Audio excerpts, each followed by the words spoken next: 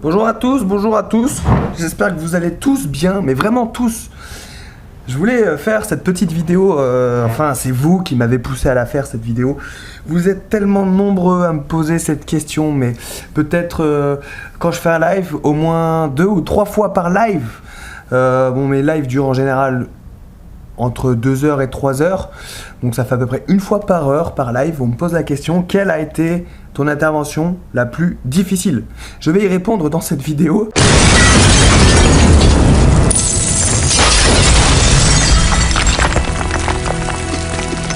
Pourquoi ça vous intéresse?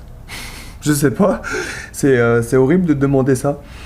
Quelle était ta pire intervention? Ça fait réveiller en moi des souvenirs en plus, et je sais pas si c'est le genre de question qu'il faut poser à un pompier. Bref, ça me dérange pas, je vais vous répondre, comme ça c'est fait. Donc après, ne me posez plus cette question. Ma pire intervention, c'était quand j'étais à la brigade, en 2006, 7, quelque chose comme ça. Accident de circulation à 4h30 du matin. 6 personnes sont décédées, tous avaient en dessous de 20 ans. Il y avait un frère, une sœur. Voilà, ils sont quasiment tous. Il y en a 5 qui sont morts sur le coup et une victime plus tard à l'hôpital. C'était traumatisant parce que je venais de rentrer à la brigade, c'était ma première grosse intervention. J'étais le 3e engin arrivé sur place, nous étions au fourgon. Voilà, c'était dans le 13e arrondissement, c'était chaud, c'était très chaud. C'était pas gore en soi parce que les victimes, il n'y avait pas de sang, il n'y avait pas d'incarcérés, il n'y avait pas de membres arrachés, vous voyez ce que je veux dire, de têtes explosées, des trucs bien gore, il n'y avait pas tout ça, c'était propre. Mais là où ça m'a choqué, déjà c'était l'âge des victimes, elles avaient mon âge, j'avais 18 ans, je venais tout juste de rentrer à la brigade, j'étais un petit piaf. Et c'était la veille de Noël, c'était l'avant-veille de Noël en fait, c'était 2 jours avant Noël, 2 nuits avant Noël. Donc c'est ça qui m'a un peu traumatisé, donc j'ai été pas bien pendant plusieurs jours, voilà, pendant même peut-être plusieurs semaines, ça m'a retourné les tripes, parce que je me sentais proche avec ces gamins, ils avaient mon âge.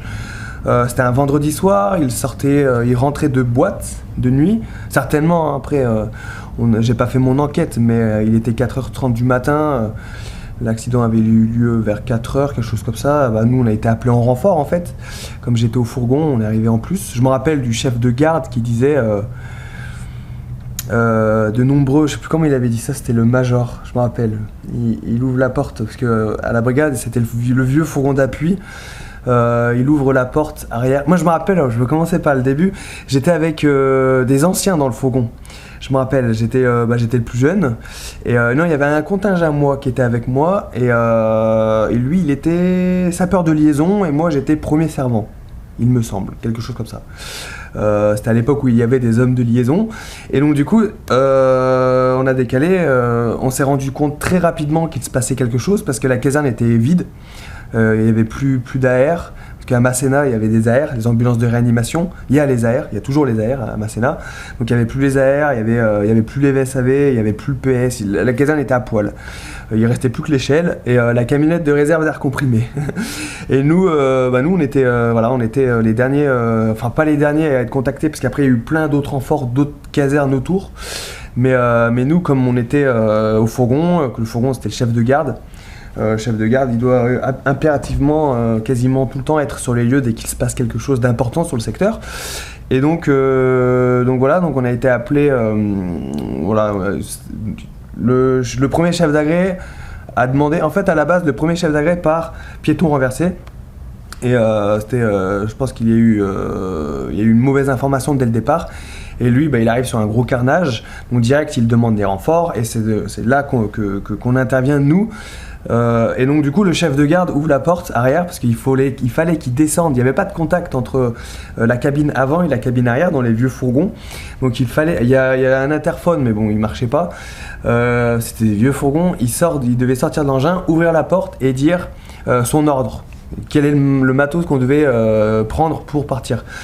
Et je me rappelle quand on a décalé, il y avait un caporal-chef dans... Bah, c'était pas mon chef d'équipe, c'était le deuxième chef d'équipe qui était passé par le standard, je crois. Enfin, il avait vu à peu près ce qui se passait et puis il a dit ouais, c'est une boucherie, il avait dit quelque chose comme ça. Donc là, on commence à se regarder, et surtout avec mon contingent, parce que bon, là, les anciens, ils avaient de la boîte, alors ils savaient à peu près comment gérer ce genre de situation. Bah, nous, c'est notre premier gros truc. À 4h du matin, on avait les yeux un peu qui disaient merde à l'autre, comme on dit. Et donc, je se regarde avec le contingent, je me dis, oula, comment ça va se passer? On était un peu flippés, c'était ouais, peut-être C'était nos premières interventions, une de nos premières interventions. Donc on arrive sur place, le chef de gare descend, ouvre la porte, et là le major il dit, je sais plus ce qu'il dit, il donne même pas un ordre, il dit nombreuses victimes à terre. Et là à l'arrière du camion, du fourgon, on était, il y a deux sacs de prom secours, donc c'était les vieux gros prom secours, les vieux gros sacs bleus là, je sais pas si vous voyez, mais des gros sacs. Du coup, mon contingent prend un sac et moi je me dis bon, il va peut-être falloir que je prenne le deuxième. Alors je prends le deuxième et là on arrive et puis là c'était scène de guerre, voilà. Je vais pas rentrer dans les détails, c'est pas le but, mais c'était impressionnant le nombre de personnes déjà qu'il y avait d'intervenants. Parce que le PS avait demandé masse de renforts et donc nous dès qu'on arrivait il y avait déjà 2 VSAV, les 2 VSAV de la caserne, il y avait 1 ou 2 AR sur place, ambulance de réanimation, et après il y avait les renforts sont arrivés en masse par la suite et nous on arrive, qu'est-ce qu'on a fait? On a massé jusqu'à que le docteur nous dise arrêtez de masser, du coup après on trouve une autre victime, on masse, arrêtez de masser, etc. On a fait ça pendant 1 heure et voilà. C'était un accident de circulation, j'en ai fait plein après, j'ai fait beaucoup d'accidents de moto, des trucs plus ou moins gore, mais celle-là restera particulière parce que il y avait des jeunes, j'étais jeune, j'avais l'impression de masser des potes avec qui j'aurais pu faire la chouille en boîte. C'est une époque où quand on rentre à la brigade, au tout début on est jeune, on sort, on fait la fête, on est content quoi. On célèbre un peu, dès qu'on peut célébrer, on sort quoi, voilà, on va pas se le cacher. Donc du coup je me sentais proche avec ces jeunes. Aucun d'entre eux, enfin le conducteur n'était pas en tort. Parce que bon, je tiens quand même à le dire, c'était des fêtards, mais des fêtards intelligents, parce que le conducteur était en règle, il n'avait pas bu, il n'avait pas fumé. Le seul truc qu'ils avaient, on va dire la seule faute qu'ils avaient, c'était d'être 6 dans une voiture qui avait 5 places. Voilà, c'était une petite Panda ou quelque chose comme ça. C'était le seul tort qu'ils avaient, sinon ils étaient en règle. Voilà. En tout cas, le conducteur était sain. C'était un gros accident parce qu'en fait, c'est une voiture beaucoup plus grosse. Deux personnes dans cette voiture. Le conducteur était ivre et avait fumé. Voilà, c'est ce qu'on a su après quand il y a eu l'enquête. Lui, il a grillé le feu rouge, son feu rouge, et il a foncé dans la petite voiture. Donc du coup, la voiture a tourné. Il n'y a pas eu de tonneau. Il y a eu 1 ou 2 éjectés. Donc du coup je pense qu'il y en avait qui n'avaient pas la ceinture de sécurité, du coup comme il y a eu des éjectés, c'est comme ça que je le conclus. Après voilà, c'est pas... De toute façon l'enquête a été faite et ça remonte à il y a longtemps. Et puis c'est des détails, je m'en souviens plus exactement, nous on arrivait après mais c'est ce que j'ai entendu. Je suis même pas sûr qu'il y avait des éjectés en fait, je sais pas. Mais quoi qu'il arrive, quand on arrivait, les collègues d'avant avaient fait des dégagements d'urgence et les victimes étaient au sol. Et moi, ce qui m'avait choqué dans cette intervention aussi, c'est que dans le coffre de la voiture des jeunes, il y avait tous les sacs de cours, tous les cartables. Et donc du coup, il y avait des feuilles de cours partout éparpillées autour de la scène. Et ça m'avait marqué en fait. C'était des étudiants, ils étaient partis le vendredi soir, ils habitaient dans le 77 ou 78, en banlieue parisienne. Ils étaient sortis, ils avaient sorti certainement de cours et ils avaient mis les cartables dans le coffre et hop, allez, on va faire la fête, c'est les vacances de Noël, on va faire la fête et voilà, ils sont jamais rentrés.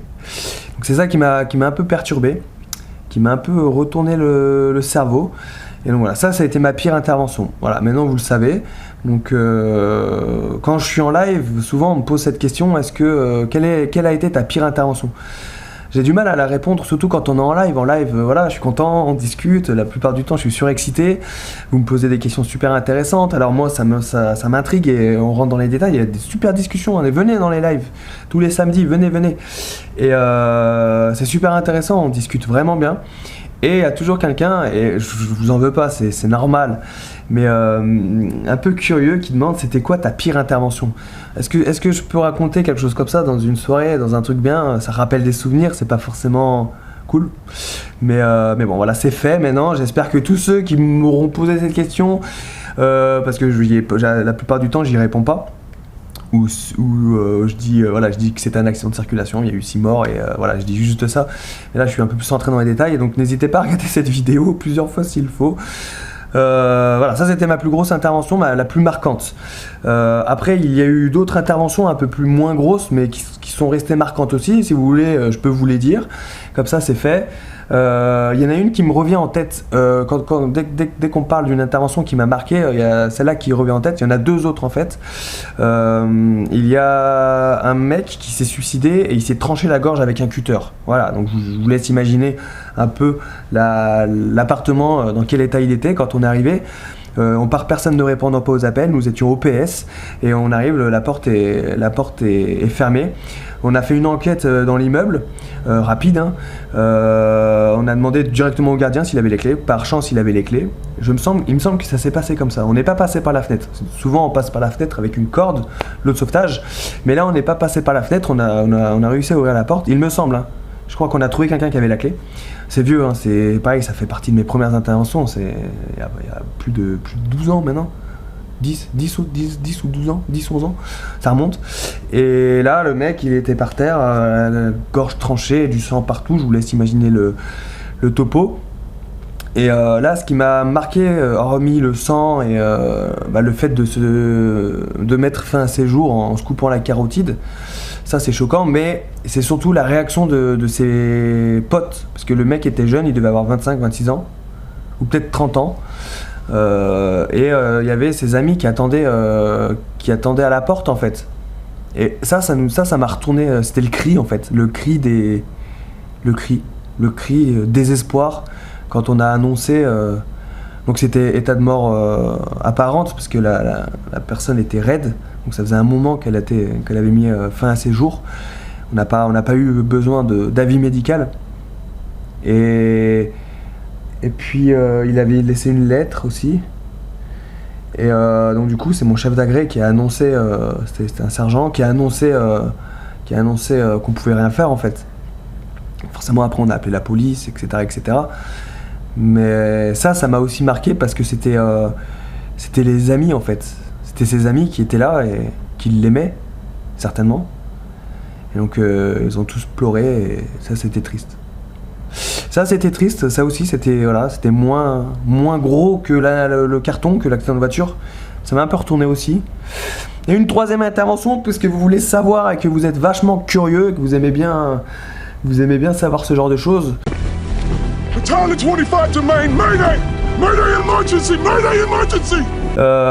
Une petite fille de 12 ans qui s'est jetée je sais plus quel étage, mais très haut, 25. Entre le 25 et le 30e étage. Ça aussi, ça laisse des traces. C'était dans une tour, vous savez, dans le 13e, il y a pas mal d'IGH. Et c'était une des tours, un immeuble de grande hauteur, donc c'était une des tours d'habitation du 13e. Voilà, la petite avait sauté de sa fenêtre. Et c'était à l'époque des suicides collectifs. Donc je sais pas si c'est vieux aussi. C'était sur les scale blogs, il y avait des trucs comme ça qui tournaient, et donc voilà.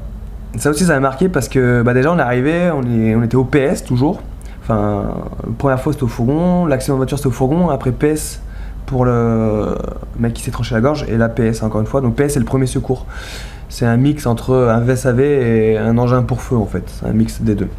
On part pour feu, mais on part aussi pour secours à victime, et on part aussi pour ouverture de porte et toutes ces choses là. Fumée suspecte, CPS.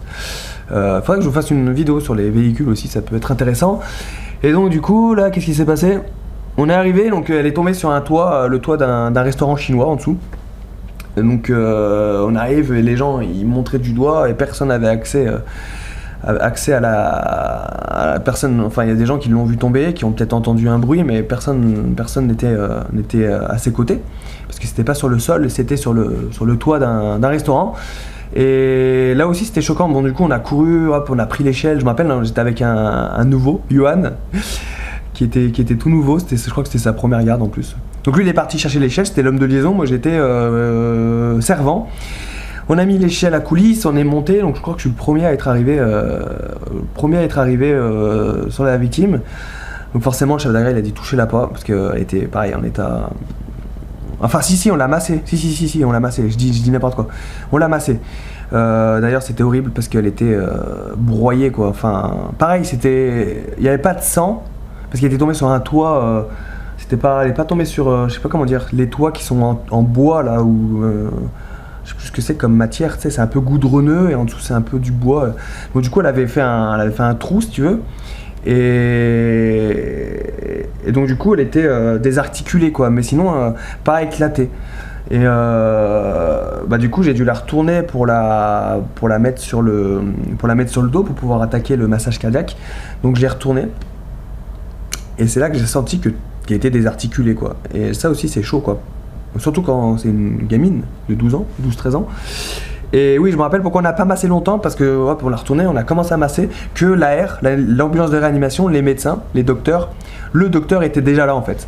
Comme on est à Masséna, il y a les ambulances de réanimation, ils sont partis derrière nous je crois, parce qu'ils ont été là super vite. Après le temps qu'on allait chercher l'échelle et tout, qu'on trouve la victime, ils étaient là en fait. Donc ils sont montés quasiment en même temps que nous sur l'échelle à coulisses.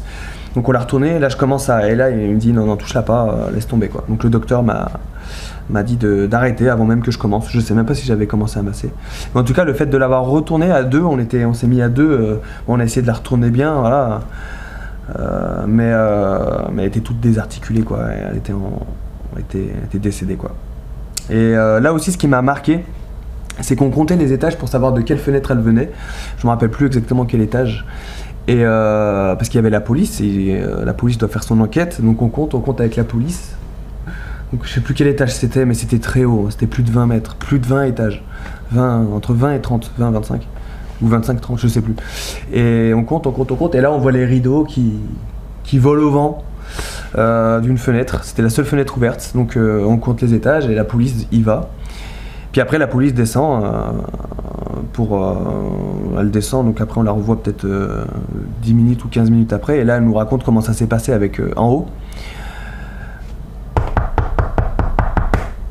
Donc là il frappe à la porte s'ouvre, bonjour monsieur, bonjour madame, je sais pas exactement qui a ouvert la porte, mais c'était un des parents, ou les parents de la petite. Est-ce que votre fille est là? Et la maman ou le papa dit bah oui, elle est dans sa chambre. Et là, la porte s'ouvre. C'est la police qui nous l'a raconté ça, mais ça retourne quand même. La porte s'ouvre, la fenêtre est ouverte, et il n'y a pas la petite. Donc voilà. Donc on peut imaginer un peu ce qui s'est passé dans la tête des parents. Donc voilà, c'est des interventions comme ça. Je suis un peu rentré dans les détails, mais bon, vous vouliez savoir, et je pense que ça peut faire partie aussi de votre... Si vous voulez rentrer pompier de Paris, voilà, sachez que vous allez vivre ce genre d'intervention marquante. Et de toute façon, vous allez vous blinder à force de vivre des choses comme ça. Après, voilà, j'y pense même plus maintenant. Hein. J'en parle avec plaisir parce que vous me demandez, mais voilà, c'est du passé maintenant. Je pense que les interventions qui sont un peu plus traumatisantes et qui restent vraiment dans la tête pendant plusieurs années, c'est deux genres de situations que je n'ai pas vécues, heureusement. Mais sinon il y a d'autres, j'ai des collègues qui ont vécu des choses beaucoup plus atroces, hein, qui ont vu des gens se faire brûler devant eux. Donc voilà, vous vouliez savoir, vous savez. Et même si c'est un peu malsain de se poser ce genre de questions, je vous réponds voilà, en toute modestie. Moi voilà, j'ai vécu ces choses-là, maintenant je vais mieux. J'ai vécu plein d'autres choses, hein, il n'y a pas que ça, hein, mais voilà, ça c'est les 3 interventions qui m'ont un peu retourné. Vous allez en vivre des choses comme ça, et ça fait partie du job, donc préparez-vous-y. Et dites-vous bien que c'est pas une fatalité, c'est la vie, ça fait partie de la vie, c'est voilà. La petite qui s'est sautée par la fenêtre, on pouvait rien faire, on était là. Les enfants qui sont décédés sur l'accident de voiture, on pouvait rien faire. On a fait ce qu'on a pu. Pareil pour le mec qui s'est tranché la gorge, on est arrivé, c'était fait, on pouvait rien faire. Donc voilà, ça retourne l'esprit, ça retourne le cœur, ça fait pleurer, oui, ça fait pleurer, on pleure. Mais on se relève et on continue à monter dans les camions et on continue de se battre pour les autres, quoi, pour le reste de l'humanité, hein. Qu'est-ce que tu veux que je te dise? Mais voilà, je suis content d'avoir fait cette vidéo quand même, d'avoir répondu à cette question. Mais voilà, si vous aussi vous avez vécu des interventions un peu traumatisantes, n'hésitez pas à le mettre dans les commentaires. Voilà, rentrez pas dans les détails, ne donnez pas d'adresse, ne donnez pas de nom, ne donnez pas tout ça. Mais si vous voulez en parler, n'hésitez pas, ça peut faire du bien. Et voilà, c'est juste pour, c'est pas pour se mettre en avant, mais c'est juste pour partager. Pompiers, c'est une communauté et on peut partager ça, voilà, comme ça. Maintenant, moi, ce que je vous ai donné, c'était des interventions. J'ai pas donné de renseignements précis, voilà. Donc, je pense qu'on peut le faire, mais en restant correct, on va dire. Il faut pas non plus dire tous les détails. Et puis voilà, donc n'hésitez pas si vous avez besoin d'en parler. Pareil, vous pouvez m'envoyer des MP, messages privés. Vous pouvez m'envoyer des MP, je répondrai pas à tous. Enfin, si je réponds, mais ça prend du temps. Vous êtes nombreux à m'écrire. Et puis voilà, donc n'hésitez pas, ça peut faire du bien. Et je peux être la personne qui peut vous écouter si vous en avez besoin. Voilà, c'est dit, c'est fait. N'hésitez pas. Je vous tends une perche là. En tout cas, merci d'avoir regardé cette vidéo, un peu longue je pense, mais voilà, vous étiez curieux, vous vouliez savoir, maintenant vous savez. N'hésitez pas à mettre un pouce bleu, voilà, même si c'est une vidéo triste, mettez un pouce bleu s'il vous plaît. Et voilà, vous pouvez la partager aussi avec vos potes, vos collègues, vos amis qui veulent devenir pompiers. Voilà, c'est un témoignage comme un autre, comme il y en a beaucoup sur cette chaîne YouTube. N'hésitez pas à vous abonner aussi sur HDP TV, il y a plein d'autres vidéos qui arrivent, j'en fais une tous les jours et un live tous les samedis. Abonnez-vous et puis voilà, comme ça c'est cool. Comme ça vous pouvez suivre mes aventures. Et voilà, j'ai tout dit. Ça m'a fait du bien quand même. Donc comme quoi, parler ça fait du bien. Même si je ressentais pas le besoin d'en parler. Ça fait toujours du bien de raconter ses aventures. On se retrouve donc demain pour une nouvelle vidéo si vous voulez les amis. Puis voilà. Ciao, merci d'avoir regardé cette vidéo. Rompez. Que Sainte Barbe vous protège. Et faites attention à vous sur l'intervention. Ciao.